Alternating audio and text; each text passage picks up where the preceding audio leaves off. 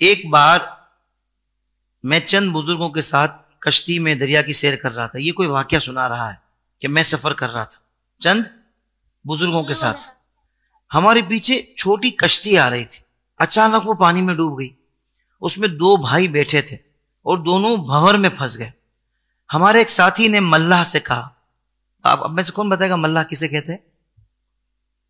جی, کشتی چلانے والے کو. کشتی چلانے والے کو, کہ ان دونوں کی جان بچا لو تو ہر ایک کے بدلے تم کو 50 روپے انعام دوں گا. اس وقت 50 روپے بہت زیادہ ہوتے تھے, صحیح ہے نا.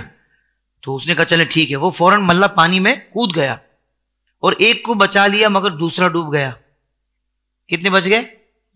ایک بچ گیا اور ایک دوسرا ڈوب گیا. دوسرا کیا ہوا بتاؤ؟ دوسرا ڈوب گیا, ایک بچ گیا. ایک بچ گیا. ایک بچ گیا اور ایک ڈوب گیا. پھر کیا ہوا؟ میں نے کہا اس کی عمر پوری ہو چکی تھی, یعنی جس نے کہا تھا کہ بچا لو ان کو. تو ملاح مسکرایا اور بولا کہ آپ نے جو کچھ کہا وہ درست ہے, لیکن ایک سبب اور بھی ہے, ایک وجہ اور بھی ہے. وہ کیا ہے؟ میں نے پوچھا دوسرا سبب کیا ہے؟ ملاح نے کہا اس کو میں بچانا چاہتا تھا, کیونکہ ایک بار میں جنگل میں تھک گیا تھا. اس نے مجھ کو اپنے اونٹ پر بٹھا لیا تھا. ایک کو وہ بچانا چاہتا تھا اس لیے کہ اس نے ایک بار اس کو جنگل میں اونٹ پہ اپنے بٹھا لیا تھا کہ یار آپ تھک گئے ہیں اونٹ پر آ جائیں.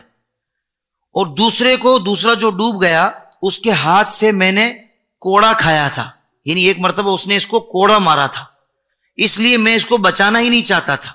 یعنی کہ اس نے اس کا دل دکھایا تھا. کس کا؟ ملاح کا, جو بچانے کے لیے کودا تھا.